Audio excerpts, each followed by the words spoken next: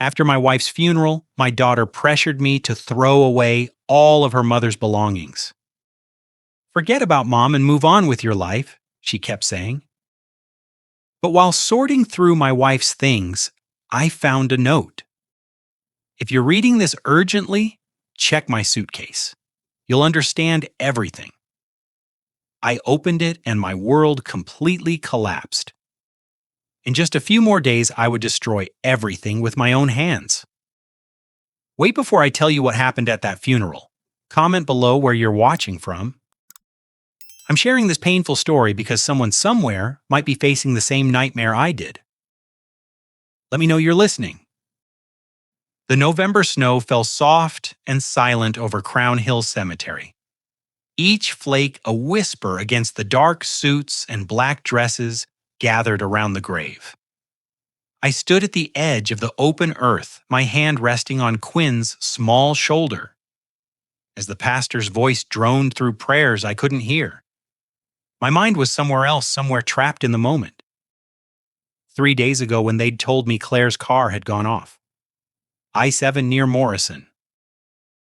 Heather stood beside me, face buried in her hands, shoulders shaking with sobs. My 19-year-old daughter had been inconsolable since the news. Now as they lowered Claire's casket into the frozen ground, her grief seemed to pour out raw and desperate.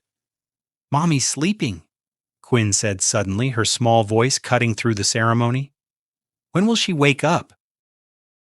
I knelt down, pulling my youngest daughter close. "Mommy's not sleeping, sweetheart?" "She's gone to heaven." The scent of incense hung heavy in the cold air, mixing with fresh earth and distant wood smoke. Judith Monroe, Claire's best friend since college, stepped forward and placed a white lily on the casket. Her eyes were red, swollen.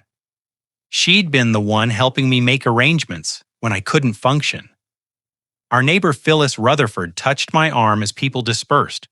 "I'm so sorry, Vincent. If you need anything at all, I'm just downstairs." I nodded, unable to speak. The drive back to Cherry Creek was silent except for Quinn's occasional sniffles. I kept glancing in the rearview mirror at Heather, who sat perfectly still staring out the window. Her tears had stopped. Her face was blank, almost calm. Maybe she'd cried herself empty. When we pulled into the driveway, something shifted. Heather unbuckled her seatbelt before I'd even turned off the engine. She was out of the car, moving toward the house with quick, purposeful steps. "Heather." I called after her, lifting Quinn from her seat. She didn't answer. Inside the house felt wrong too, quiet, too empty. I took Quinn to the kitchen, tried to get her to drink some water, but I could hear footsteps upstairs moving back and forth, quick and urgent. "Stay here, baby." I told Quinn, setting her up with coloring books. I climbed the stairs slowly. The sounds were coming from our bedroom. The door was half open. I pushed it wider and froze. Heather was on her knees beside Claire's old leather suitcase, the one that had been in her car during the accident. The police had returned it 2 days ago. I hadn't had the strength to open it, but Heather had. She was pulling things out, clothes papers, personal items, and shoving them into a large black garbage bag. Her movements were frantic, almost mechanical. Her face was dry, focused. There was no trace of the grief that had consumed her an hour ago. "Heather," I said quietly. "What are you doing?" She jumped, spinning around. For a fraction of a second, I saw something flash across her face. Panic, maybe. Then it vanished, replaced by a sad smile. "Oh, Dad." She stood quickly, brushing off her knees. "I'm just trying to help you move on. Get rid of some of Mom's things. It'll only make it harder if you keep everything." I stared at her. "We'd buried Claire less than 3 hours ago. We just came from the funeral," I said slowly. "I know." Her voice was gentle, patient. "But holding on to all this won't bring her back. Trust me, Dad. It's better this way. Better for everyone." Something cold settled in my chest. The way she stood there, so calm. The way she'd been crying at the cemetery but now showed no tears. The way her mother's possessions lay scattered at her feet like trash. Heather, your mother just, I know. Her voice cracked slightly. I know, okay, but I can't. I can't keep seeing her things everywhere. It hurts too much. That made sense. Grief affected people differently. Maybe this was Heather's way of coping, but something in her eyes told me different. Let me handle this. I gently pushed Heather aside and knelt before the suitcase myself. Claire's clothes lay neatly folded inside, still carrying the scent of her vanilla perfume. The smell hit me hard. I had to steady myself. Beneath the fabric, I felt something stiff. A manila envelope. Insurance documents spilled out. Life insurance. $1.2 million. I stared at the number, my mind struggling to process it. A business card fell. Next, J. Morrison and Associates. Private investigations. Private investigator. I dug deeper. Photographs scattered across the carpet. Heather with a silver-haired man, maybe 50s, at upscale restaurants and hotels. His hand on her waist, too familiar, too intimate. Bank statements followed. Heather's account showed deposits I'd never seen. 2 on 3 of $5,000 week after week. Then a sealed envelope in Claire's handwriting for Vincent, urgent, inside a USB drive and a hastily written note. Vincent, if you're reading this, I'm gone. Everything you need is on this drive. Trust no one, not even. The final words were smeared illegible. My laptop sat nearby. I plugged in the drive with shaking hands. 3 folders appeared, financial records locked, surveillance photos, audio evidence, a README file. Start with audio 1, password is Quinn's birthday. I'm so sorry, Vincent. I clicked the first audio file. Claire's voice filled the room, and my heart broke all over again. November 1st RPM. I followed Heather today. She didn't go to study group. She went to the Four Seasons Hotel. A man met her 50s, gray hair, expensive suit.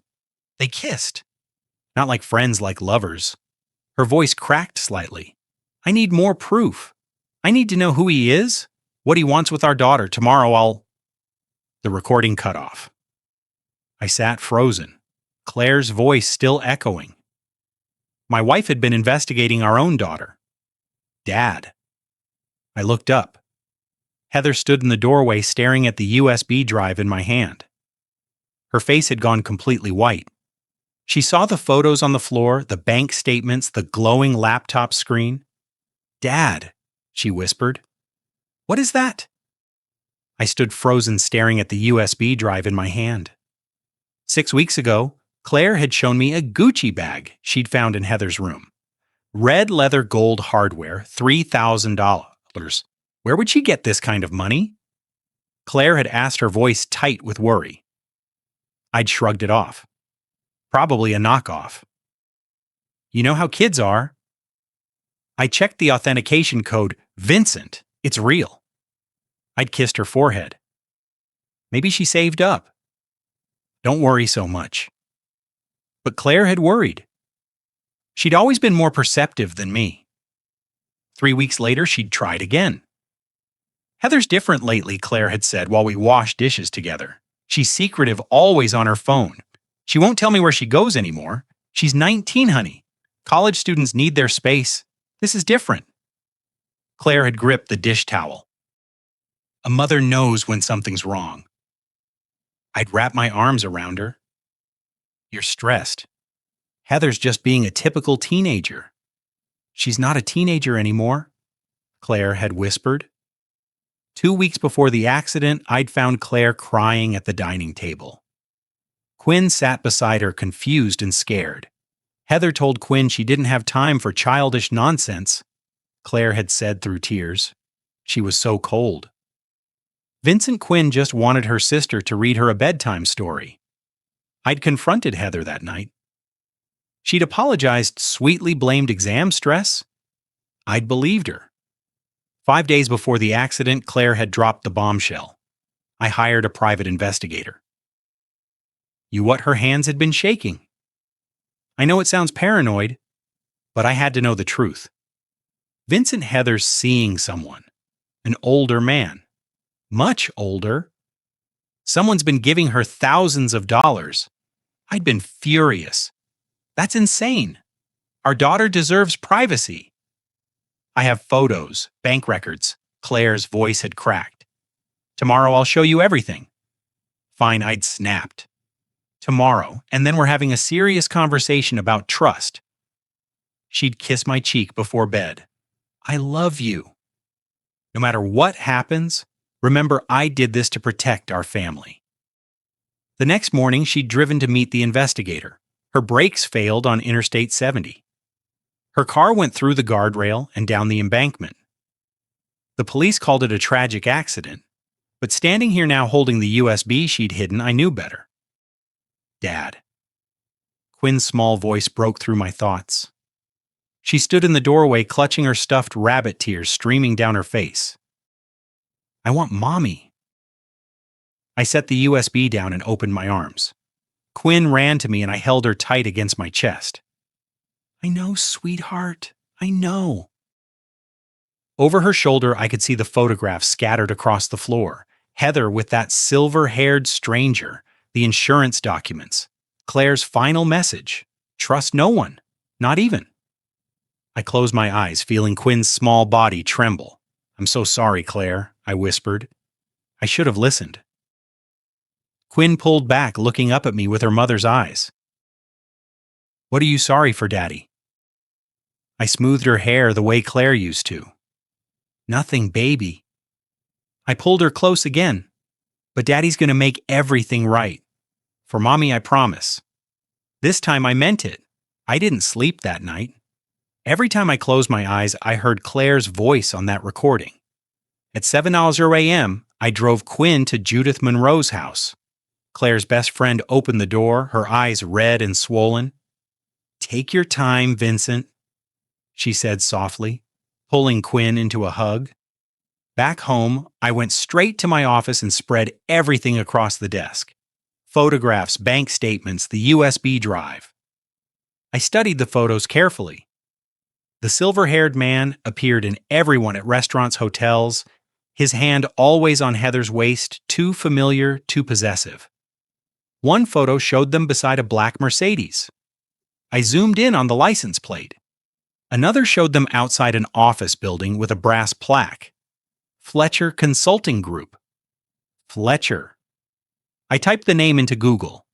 His website appeared. Professional headshot. Expensive suit. Dominic Fletcher. Senior investment consultant, but no team photos, no office address, just a phone number. His LinkedIn profile was equally thin. 52 years old, only 30 connections for someone claiming 15 years in finance? That was suspicious. I searched the Better Business Bureau. 2 complaints against Fletcher Consulting Group.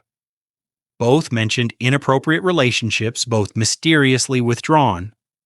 Then I found a Reddit post from 8 months ago. Warning about Dominic Fletcher in Boulder. This guy's a predator. Targeted my friend's daughter with expensive gifts, then vanished. Stay away. My stomach turned. I opened the investigator's full report from the USB drive. Subject Dominic Allen Fletcher. Deaube, August 14, 1971. Marital status. Married Karen Fletcher, 2, children. Married with children, known pattern targets. Young women via social media, presence as wealthy investor. Provides gifts and cash. Relationships last 3 months before disappearing. Criminal record, no formal charges. Multiple complaints settled privately. Risk assessment high. Demonstrates manipulation may become dangerous if confronted. Report date November 8th, 7 days before Claire died. At the bottom, a handwritten note. Mrs. Hayes strongly advise involving law enforcement. This man is more dangerous than he appears. J. Morrison. I grabbed Morrison's card and dialed. He answered immediately. Morrison. This is Vincent Hayes, Claire's husband. A pause. Mr. Hayes, I am deeply sorry. Your wife was trying to protect your daughter. I found everything she collected. My voice broke. She was terrified. She had reason to be. Morrison's tone was grave. Fletcher's a professional. He knows how to avoid prosecution. Your daughter's in deep. I forced the question out. The accident. Do you think I don't believe in coincidences? Morrison cut me off. Your wife was careful. The day before she died, she told me she was ready to confront Heather and go to the police. My chest tightened. You think Fletcher knew I filed a report with Denver police the day after the crash? But Mr. Hayes listened carefully. If Fletcher discovers you're investigating, you could be next. The line went dead. I sat frozen. Morrison's warning echoing. You could be next. Suddenly, the front door opened downstairs. Footsteps in the hallway. Dad. Heather's voice called up. You home? She wasn't supposed to be back until tonight. I looked at my desk. Photographs everywhere. Heather and Fletcher kissing. The investigator's report. Bank statements showing thousands of dollars. Everything exposed. Dad. Her footsteps started up the stairs. I had maybe 10 seconds. The next afternoon, I sat in the living room waiting. Quinn was still at Judith's house. I told her she could stay another night. On the coffee table in front of me lay a single photograph. Heather and Dominic Fletcher outside the Four Seasons Hotel, his hand on her waist. Her looking up at him like he was everything. I'd printed it that morning. The front door opened at 4:30. Heather walked in, wearing a new coat I'd never seen before. Cashmere, probably expensive designer jeans, leather boots that looked like they cost more than my monthly car payment. She froze when she saw me sitting there. Sit down, I said quietly. We need to talk. Dad, I have homework. Sit down. Something in my voice made her obey. She perched on the edge of the armchair across from me, her purse clutched in her lap. I slid the photograph across the coffee table. Who is this man? The color drained from her face. Where did you get that from your mother's things? She was investigating you, Heather. Her shock turned to anger instantly. Investigating me like I'm some kind of criminal. Who is he, a business consultant? Her voice was defensive now. I met him at a networking event for students interested in finance. I pulled out another page. Morrison's report summary. His name is Dominic Fletcher. He's 52 years old, married with 2 children. Your mother hired a private investigator. I have the full report. Heather's hands clenched. So Mom was spying on me. That's insane. She never trusted me. Where did you get the money for all this? I gestured at her expensive clothes. That coat, those boots, the Gucci bag your mother found? I have a part-time job consulting work. Don't lie to me. My voice hardened. Your bank account shows deposits of $2 to $5,000 every single week. Heather's eyes filled with tears. Real tears or fake ones, I couldn't tell anymore. Why are you doing this? Her voice broke. Mom just died. I'm grieving too. Dad, can't you see that I think you're involved in something dangerous? And I think your mother figured it out. Are you? Heather stood up, her voice rising. Are you accusing me of killing Mom? I'm trying to understand what's happening. I loved her. Heather was crying now, full sobs. Maybe I made some mistakes, but I would never hurt Mom. Never. She looked so much like the little girl who used to climb into my lap when she had nightmares. The daughter who'd made me birthday cards every year. For a moment, doubt crept in. Heather, if you don't believe me, fine. She wiped her eyes roughly. But don't interrogate me like I'm a criminal in my own home. She grabbed her purse and ran upstairs. Her bedroom door slammed so hard the walls shook. I sat alone in the silence. Above me, I could hear Heather crying deep, wrenching sobs that made my chest ache. Maybe I was wrong. Maybe Claire had been wrong. Maybe this was all just a terrible misunderstanding and I was destroying what was left of my family. Then the crying stopped. I heard Heather's voice muffled through the floor. She was on the phone. I stood quietly and moved to the bottom of the stairs. Her door was closed, but her voice carried through the old house. If you listen carefully, I know Dominic. He found the photos. No, I didn't tell him anything. What do you mean, handle it? A long pause. I don't know if he has the report. He mentioned an investigator. Yes, Morrison. Another pause. Her voice dropped even lower. I climbed 3 steps, straining to hear. The suitcase. He found Mom's suitcase, the USB drive, everything. My blood went cold, Dominic. I'm scared. What if he goes to the police? Okay. Hey, I trust you tonight, but Quinn's not even home. Are you sure that's... She stopped abruptly. I heard footsteps crossing her room fast. Her door flew open. Heather stood at the top of the stairs, phone still in her hand, staring down at me with an expression I'd never seen before. Not grief, not anger, fear. Dad? She whispered, how long have you been standing there? That evening I sat alone in the dark, staring at my phone. Finally, I dialed the number from Claire's accident report. Detective Alan Kowalski answered, Kowalski, this is Vincent Hayes, Claire Hayes' husband. I need to talk about my wife's accident. A pause. Mr. Hayes, I was hoping you'd call. Can you come to the station tonight? At 8:00 p.m., Detective Kowalski met me at the Denver Police Department. 58 gay-haired eyes. He led me to a conference room and spread photographs across the table. Claire's car at the bottom of the embankment off Interstate 70. Twisted metal, shattered glass. I couldn't breathe. Mr. Hayes, we completed forensic analysis of your wife's vehicle. He pointed to a close-up of the brake system. The brake line was cut, not worn, cut deliberately, then partially reconnected so it would fail under heavy braking. The room spun. This wasn't an accident. Someone sabotaged your wife's car. We're treating this as a homicide investigation. Murdered. Claire was murdered. Do you have suspects? My voice barely worked. We're tracking mechanics who might have been hired for cash work. Those transactions are hard to trace. He leaned forward. Did your wife have enemies? Anyone who'd want to hurt her? I pulled out everything.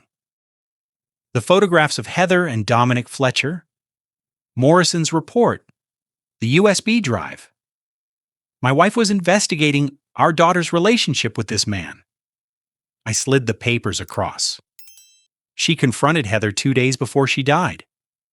Kowalski studied the photos. Then his jaw tightened.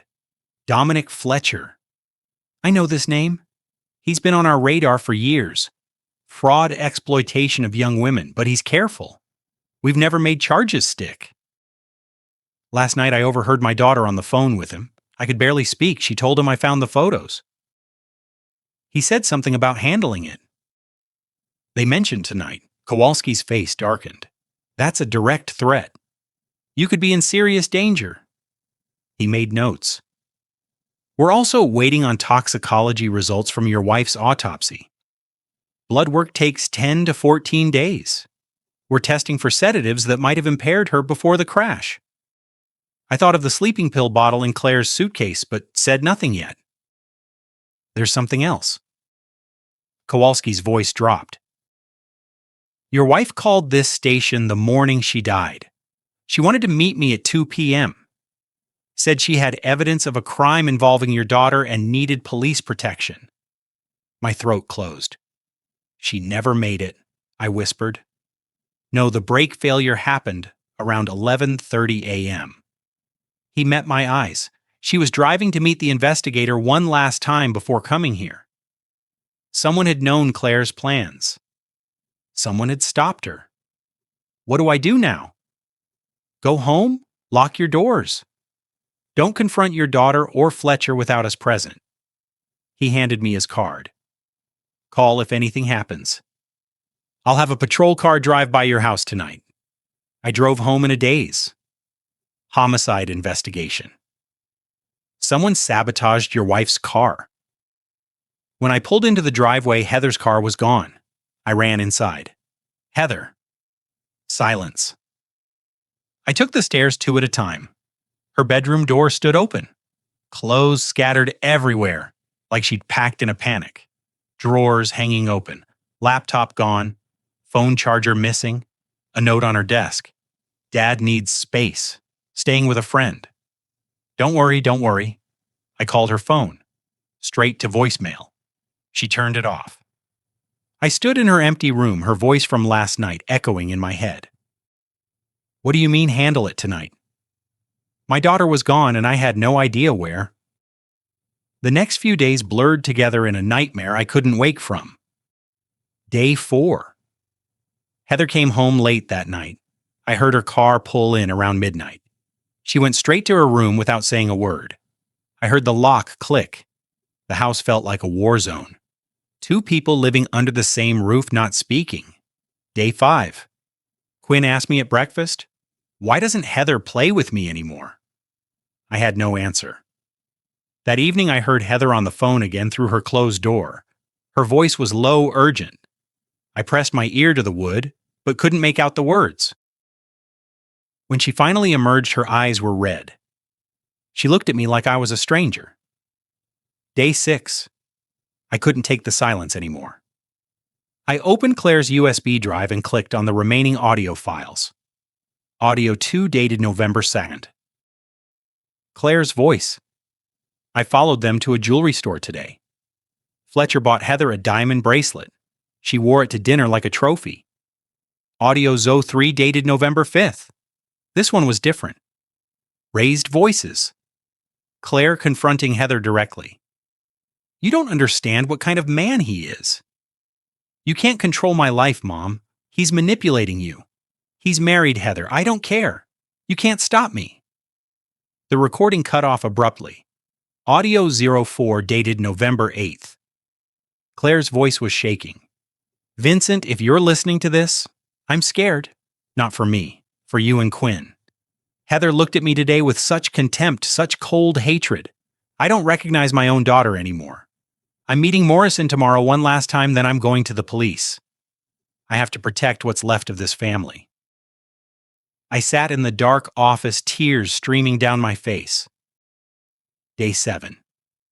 My phone buzzed with a text from an unknown number. Psych, stop asking questions about D. Fletcher. Your wife didn't listen. Don't make the same mistake. My hand shook as I forwarded it to Kowalski. He called back within an hour. It's a burner phone, untraceable. Mr. Hayes, you need to be very careful. Day 8. I came home from picking up Quinn to find Heather in the hallway with 2 suitcases. Where are you going back to the dorms? Her voice was flat. It's too painful to be here. Heather, please, we need to talk. There's nothing to talk about. She grabbed her bags. You've already made up your mind about me. She walked out the door without looking back. Day 9. Quinn and I were eating dinner when she asked quietly, Daddy, did someone break Mommy's car? I nearly dropped my fork. Why would you ask that, sweetheart? Because I heard Heather on the phone. Quinn's voice was so small. The day before Mommy's accident, Heather said, Mommy won't be bothering us anymore. The room tilted. Are you sure that's what she said? Quinn nodded, her eyes filling with tears. I thought Heather meant Mommy was going on a trip. But then Mommy died. My daughter, my 4-year-old daughter, had heard something. My phone rang, shattering the moment. Kowalski. Mr. Hayes, the toxicology results came back from the lab. His voice was grim. We need to talk. Can you come to the station right now? I looked at Quinn's innocent face across the table. Yes, I whispered.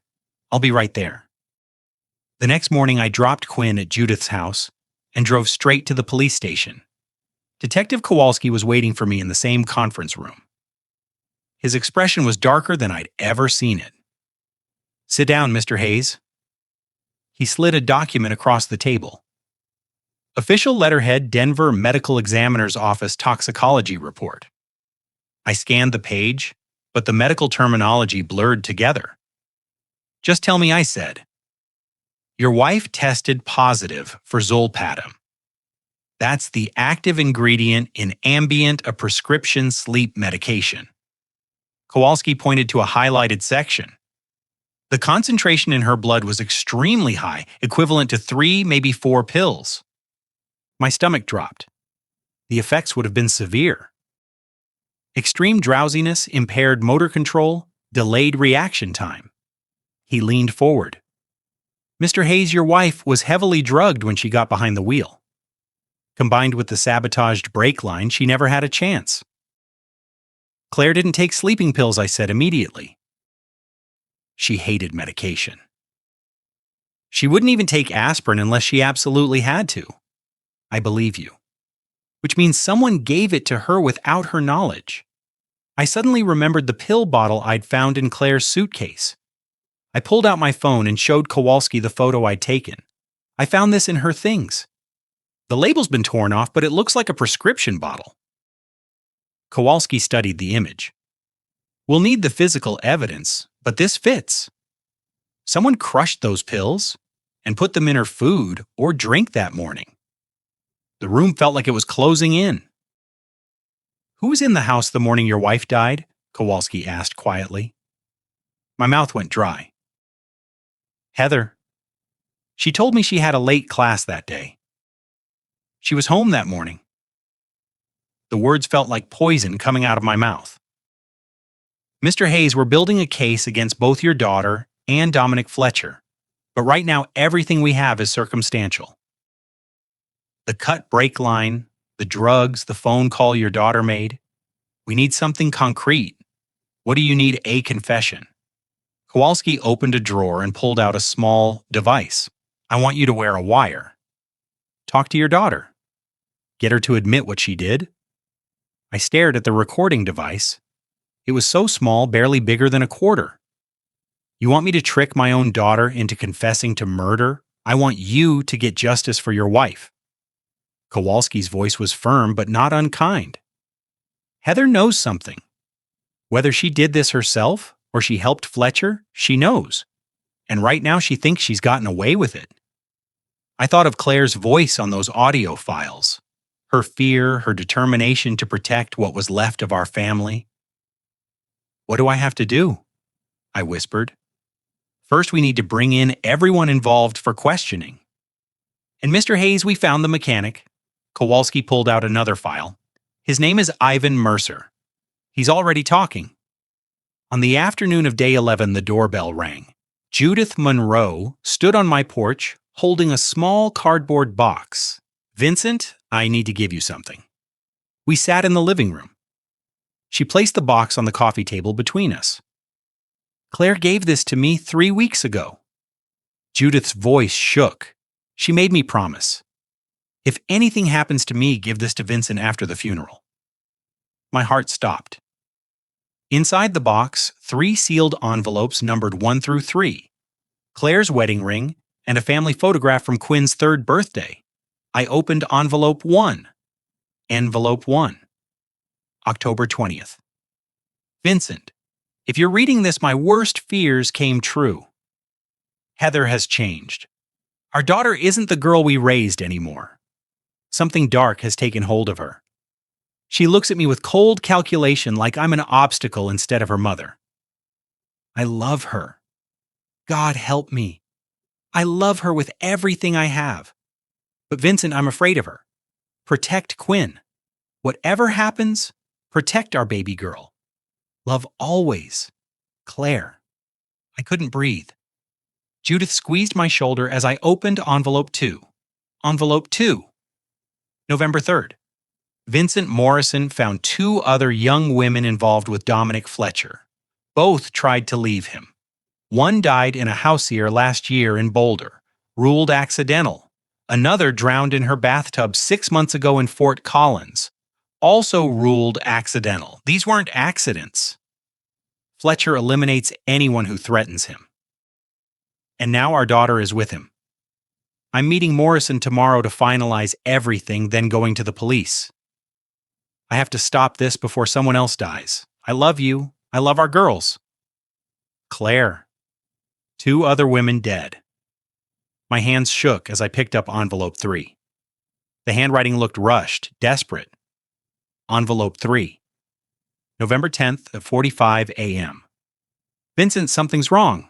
I'm writing this quickly before I leave. Heather was here this morning. She made me coffee. She's never done that once in her entire life. She was so sweet, so attentive. It felt staged. The coffee tasted bitter. I poured most of it out when she wasn't looking, but I drank some to avoid suspicion. I feel strange, foggy. My hands are shaking. I'm driving to meet Morrison one last time, then straight to the police. Kowalski expects me at 2 p.m. If something happens to me today, look at Heather. Look at what she gave me this morning. I should have acted sooner. I love you. Protect Quinn. Please be careful. If they hurt me, you could be next. Forever yours, Claire. The letter fell from my hands. She knew that morning she knew the coffee was poisoned. She poured it out, but drank some anyway to avoid raising Heather's suspicions, and she still got in the car because she was trying to save us. Vincent? Judith's voice cracked. Claire asked me to take care of Quinn if anything happened to you. I promised her I would. So please, whatever you're about to do, be careful. Did she tell you she suspected Heather? Not directly, but I knew. Judith wiped her eyes. Claire was terrified of her own daughter those last weeks. My phone buzzed. Kowalski, Mr. Hayes. We picked up Ivan Mercer an hour ago, the mechanic who cut your wife's bra line. He's talking. You need to get down here now, day 12 and 13. The hardest 48 hours of my life. I hired a babysitter for Quinn and told her I had work meetings. Then I texted Heather, I'm sorry for how I acted. Can we talk? I miss you. She replied an hour later. Okay, maybe this weekend. Good. She thought I was backing down. Day 12. 3:00 p.m. I parked across the street from Heather's apartment building near campus and waited. At 4:30, she emerged wearing a designer coat I'd never seen before. Sunglasses that probably cost more than my monthly mortgage payment. But it wasn't her clothes that shocked me. It was the car. A brand new silver Audi pulled up to the curb. Heather slid into the passenger seat like she owned it, not her beat-up Honda. This was a $60,000 vehicle. I followed at a distance, my heart pounding. The Audi headed downtown and pulled into the Four Seasons Hotel valet parking. Heather stepped out. A man was waiting for her in the lobby. Dominic Fletcher. Even from across the street, I could see him clearly. Silver hair, expensive suit, confident posture. His hand went immediately to the small of Heather's back. Possessive, controlling. They disappeared into the hotel restaurant. I found a spot near the window, partially hidden behind a decorative column, and took out my phone, started recording video. Fletcher ordered wine. They talked in low voices. He touched her constantly, her hand, her shoulder, like she was his property. I moved closer, straining to hear fragments of conversation. Your father found the files. Fletcher's voice was cold, calculated. I told you I handled it. Heather sounded defensive. You didn't handle anything. Fletcher leaned forward. He has everything your mother collected. The photos, the bank records, Morrison's report. Heather's face went pale. What do we do? Fletcher laughed softly. It was a cruel sound. There is no we, sweetheart. You need to understand that. He pulled a thick envelope from his jacket and slid it across the table. This is the last payment. $50,000. After this, we're done. Heather stared at the envelope. Even from where I stood, I could see it was stuffed with cash. But you said I said a lot of things. Fletcher's smile didn't reach his eyes. Life isn't fair, baby. Your mother learned that lesson the hard way. My vision went red. Heather's voice dropped to a whisper. Are they going to arrest us? Not if you keep your mouth shut. Fletcher leaned back. I'll handle your father just like I handled your mother.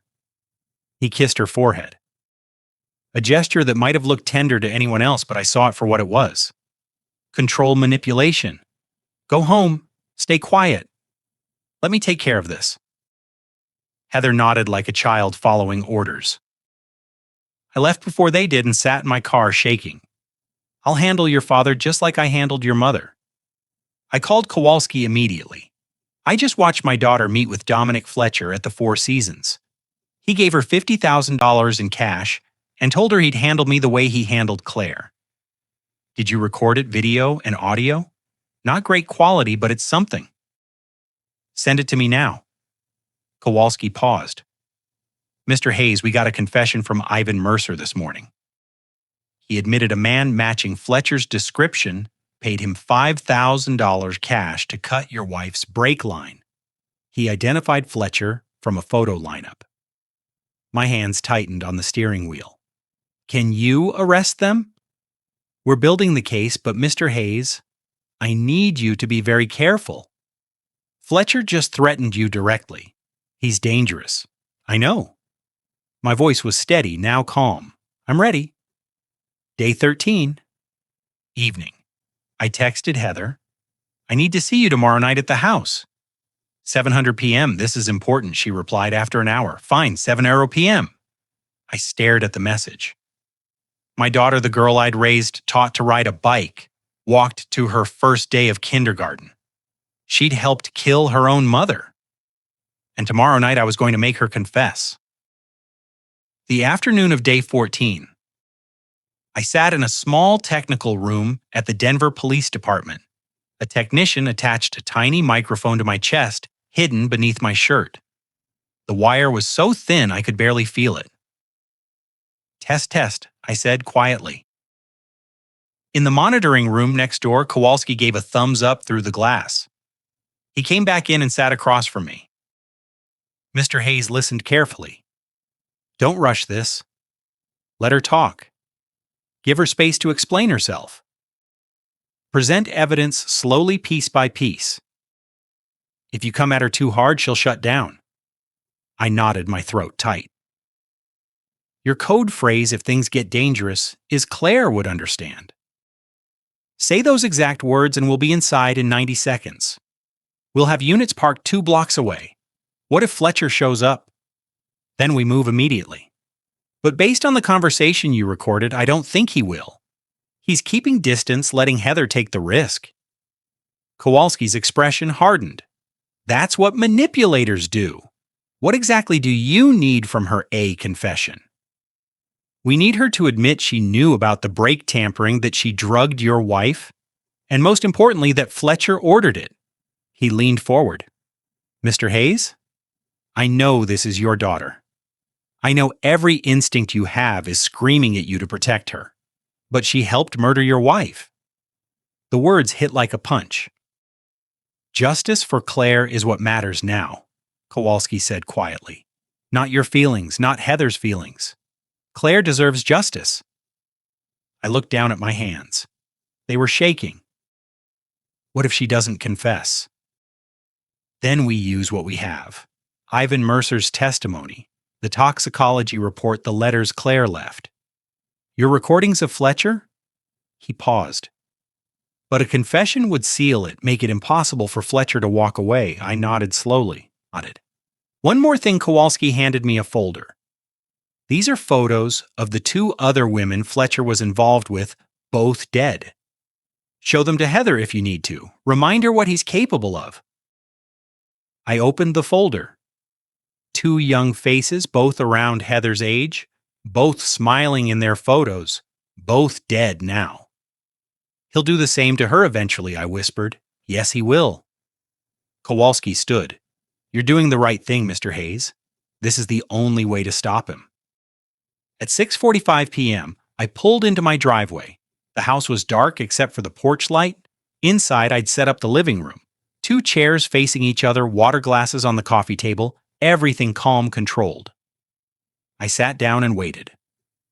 The microphone pressed against my chest felt like a brand. 6:50 p.m. 6:55 p.m. Headlights swept across the front windows. Heather's car pulled into the driveway. I stood, my heart hammering so hard I thought the microphone might pick it up. The front door opened. Heather stepped inside, her expression guarded. Hi, Dad. Hi, sweetheart. My voice didn't shake. Thanks for coming. Please sit down. 7:00 p.m. Heather sat across from me in the living room, her arms crossed defensively. So what's this about? Her tone was cold. I took a slow breath. Stay calm. Let her talk. I want to understand what's happening with you and Dominic Fletcher. She stiffened. There's nothing to understand. Heather, I know who he is. I kept my voice gentle. I know he's 52, married with 2 children. I know he has a pattern of targeting young women. You don't know anything about him. Her eyes flashed. He cares about me. Does he? I pulled out my phone and showed her the photo I'd taken at the Four Seasons. Fletcher's hand possessive on her back. This looks like control, not care. She looked away. You followed me. Your mother did too before she died. I slid Morrison's report across the coffee table. She hired a private investigator. She found out everything. Heather's face went pale as she flipped through the pages. Mom was spying on me. She was trying to protect you. I leaned forward. Heather Fletcher has done this before. Other young women, they tried to leave him and stop. Her voice cracked. I can't stop, not anymore. I pulled out the bank statements. $50, $1,000. He gave it to you 2 days ago at the Four Seasons. I was there. I heard what he said. Her hands trembled. This is the last payment I quoted. Life isn't fair. Your mother learned that the hard way. Heather's breathing quickened. The police found the mechanic who cut your mother's bra line. I watched her face carefully. His name is Ivan Mercer. He identified the man who paid him $5,000 cash. A man with silver hair, 50s expensive suit, Dominic Fletcher. I don't know anything about that, but her voice was breaking. Yes, you do. I pulled out the toxicology report. My hand shook as I placed it on the table. Your mother was drugged the morning she died. Zolpidem sleeping pills high dose. Heather stared at the document. The medical examiner found enough in her system to severely impair her driving. Combined with the brake failure, she never had a chance. Data, your mother left letters. Heather, 3 of them with Judith Monroe. I pulled out the final letter, the one dated November 10th. Claire's handwriting. She wrote this the morning she died. I read it aloud, my voice breaking. Heather made me coffee. She's never done that once in her entire life. The coffee tasted bitter. I poured most of it out, but I drank some. I feel strange. Foggy. Heather's face crumpled. Your mother knew Heather. She knew that morning that something was wrong. She knew you'd put something in her coffee. Tears streamed down my face. And she got in the car anyway because she was trying to save this family. Stop. Heather was crying now, her whole body shaking. I can't stop because your mother is dead. My voice rose despite myself. She's dead and I need to know what happened. I need to know what happened to the little girl I raised. The daughter who used to climb into my lap and ask me to read her stories. Where is she? Heather looked up at me with red, swollen eyes. That little girl is dead. Her voice was barely a whisper. She died a long time ago. Silence filled the room. When I asked softly, she wiped her face with shaking hands. When I realized how much money could buy, how much power it gave you. How people looked at you differently when you wore the right clothes, drove the right car. Dominic taught you that. He showed me the truth. Her voice was bitter. That people like us, middle-class nobodies, were invisible. But with money you become someone. So you traded your soul for designer handbags. I traded my soul for freedom. She looked at me with empty eyes. And Mom was going to take it all away. Heather buried her face in her hands, sobbing. I met Dominic a year ago online. He seemed so sophisticated. He took me to expensive restaurants, bought me designer clothes, made me feel special. He groomed you, I said quietly. Maybe, but I wanted it. She looked up, mascara streaking her face. For the first time, I felt like I mattered, like I was more than just a boring daughter in a boring house. The words cut deep, but I stayed silent. When Mom found out, she went crazy. Said she'd go to the police.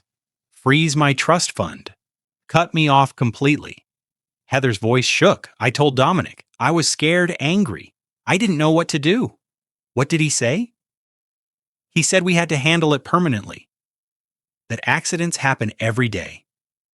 She swallowed hard. He gave me sleeping pills, told me to crush them into Mom's coffee. Said she'd just get drowsy and stay home. But you knew about the brakes.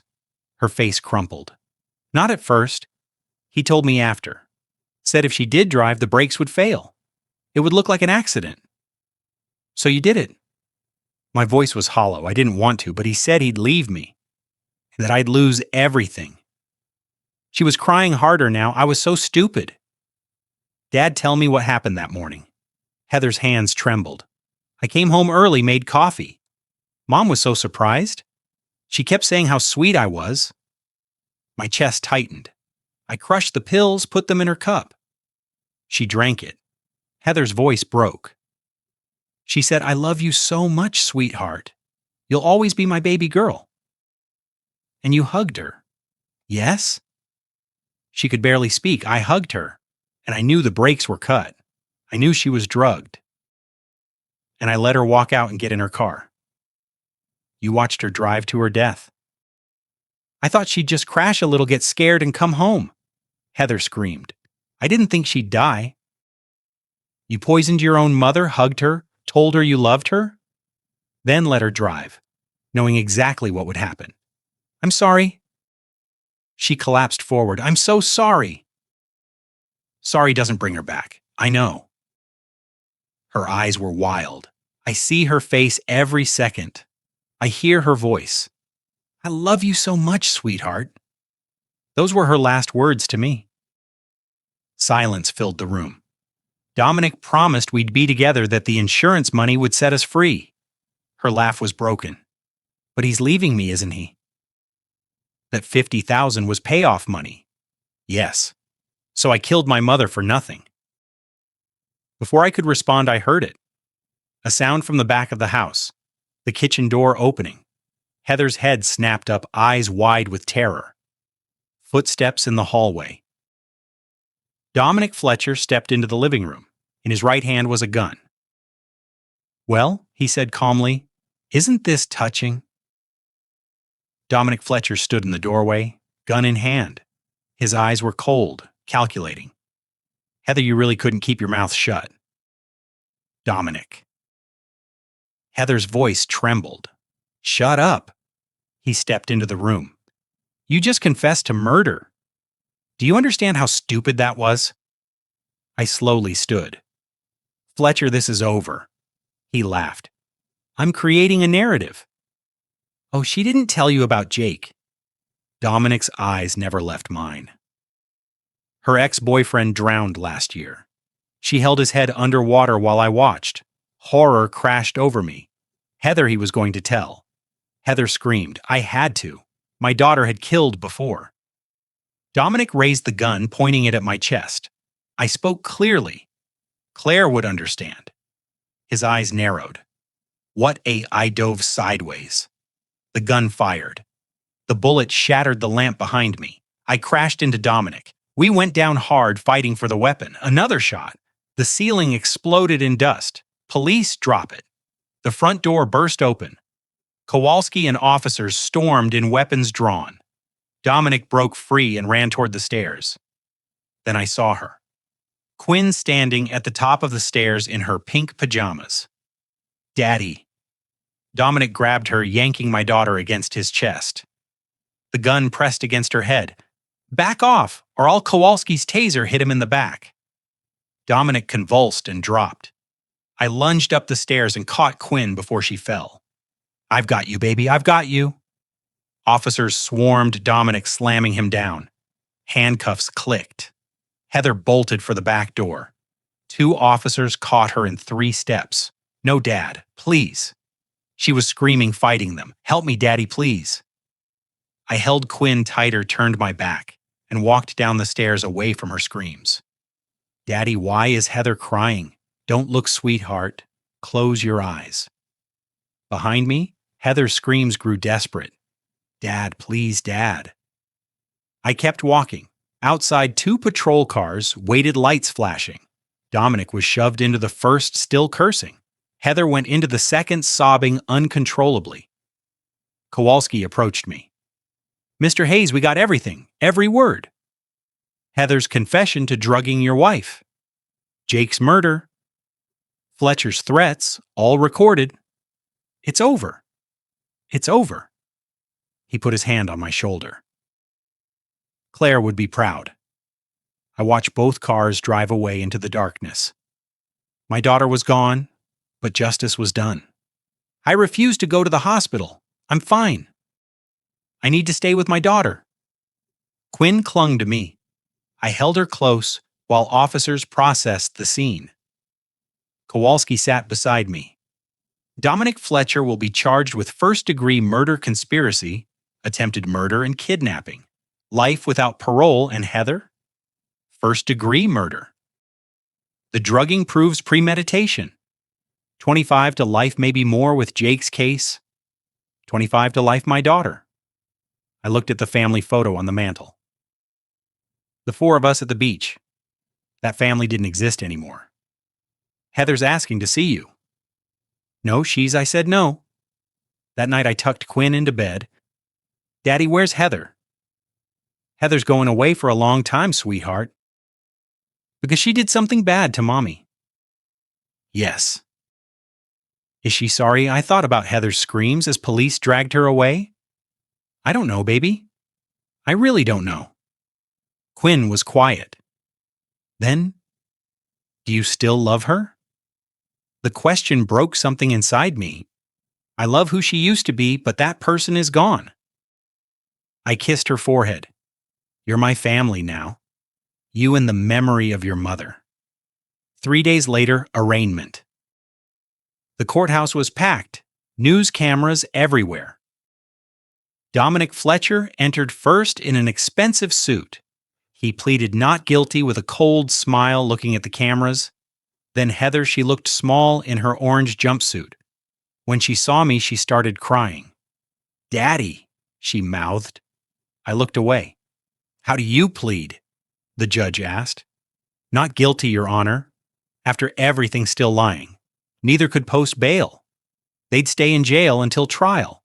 Outside, reporters swarmed. Mr. Hayes, how do you feel I stopped and faced the cameras?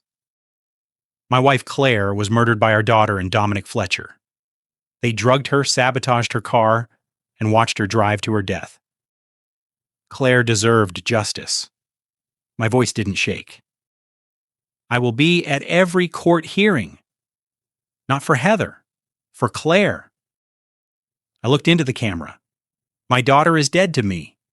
The girl I raised would never have done this. I turned and walked away. 6 months later, Denver County Courthouse. The courtroom was packed. I sat in the front row. Quinn stayed with Judith. Today was Dominic Fletcher's trial. Prosecutor Angela Reyes stood before the jury. This is about premeditated murder, a predator who manipulated a young woman into killing her own mother. Claire's smiling face filled the screen. Claire Palmer Hayes, murdered after her brake line was cut and she was drugged with sleeping pills. Reyes presented the evidence, forensic photos, toxicology reports, bank records. Then, Ivan Mercer took the stand. Did you tamper with Claire Hayes' vehicle? Yes, ma'am. His voice barely audible. Who hired you, a man? Silver hair, 50s expensive suit. Paid me $5,000 cash to cut the brake line. He pointed with a shaking hand. That's him. Dominic Fletcher. Karen Fletcher took the stand next. Dominic's wife. Were you aware of his relationships with younger women? Her voice cracked. Over the years, I saw patterns. Money disappearing, late nights.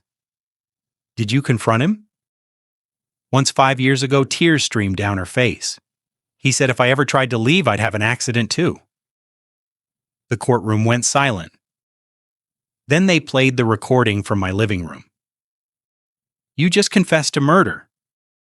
Devastated father shoots murderous daughter, then himself. I've done this before. The jury looked horrified. Oh, she didn't tell you about Jake. You held his head underwater while I watched. Gas filled the courtroom. The jury deliberated 4 hours. On the count of first-degree murder, how do you find guilty conspiracy to commit murder guilty? Attempted murder guilty.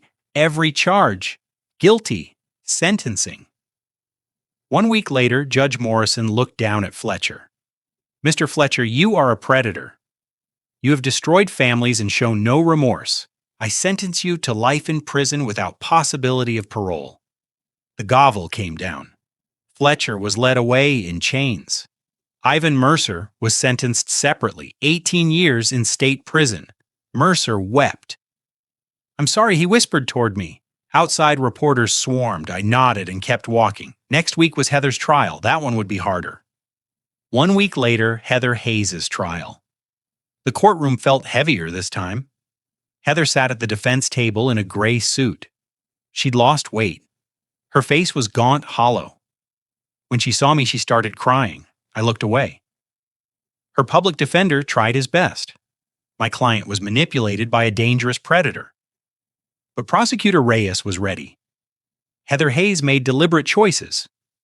She crushed sleeping pills, stirred them into her mother's coffee, hugged her goodbye, knowing the brakes were cut. Reyes played the confession. I crushed the pills. She said, I love you so much. I hugged her. I knew the brakes were cut. I let her get in her car. The jury's faces hardened. Text messages sent that morning. Reyes read aloud. It's done. She drank all of it, premeditation, murder. When the judge called for victim impact statements, I stood.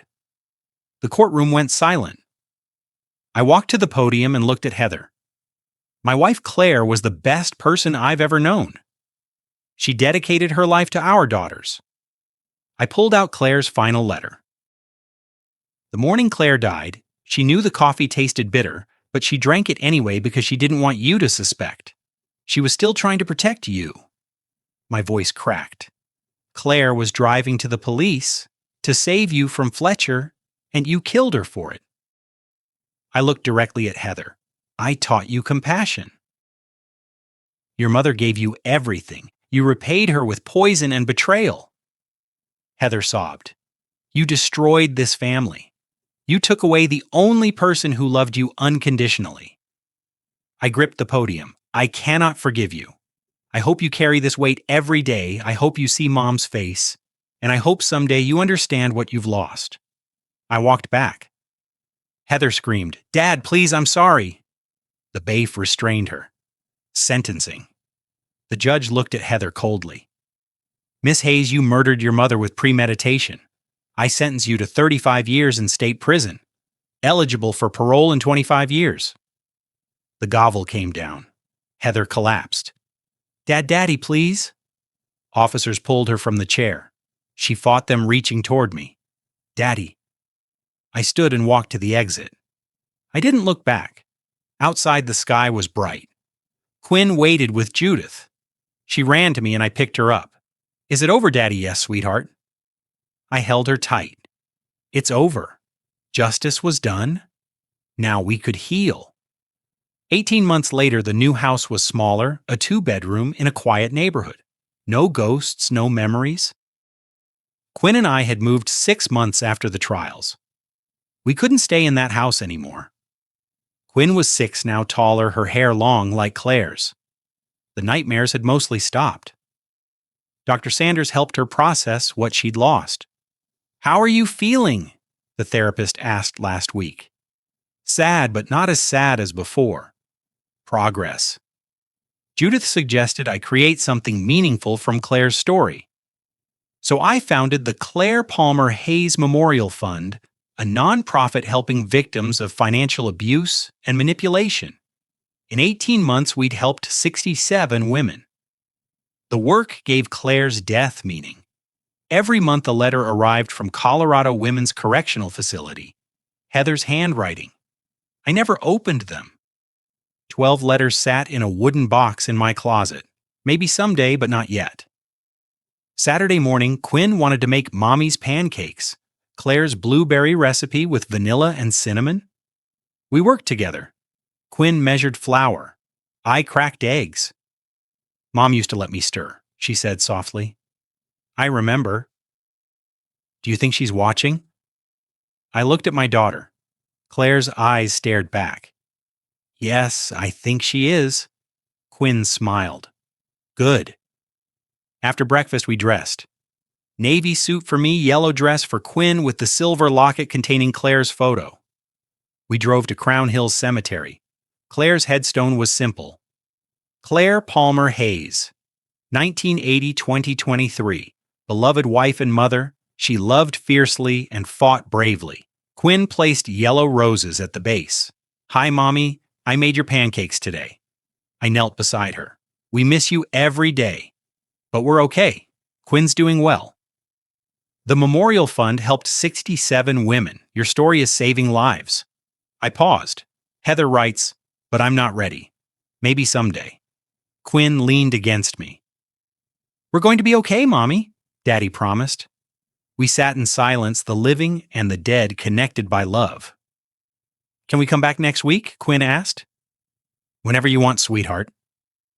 Walking to the car. Quinn slipped her hand into mine. Daddy. I think Mommy's proud of us. I squeezed gently. I think so too. Spring. 1 year later. The cemetery looked different in spring.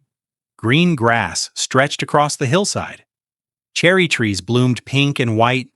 Warm sunshine replaced the cold November rain. Quinn carried white leaves, Claire's favorite. We walked hand in hand to the headstone. Claire Palmer Hayes, 1980-2023. Beloved wife and mother, she loved fiercely and fought bravely. Quinn knelt and arranged the lies carefully. Hi, Mom. We brought your favorites. I knelt beside her, touching Claire's name.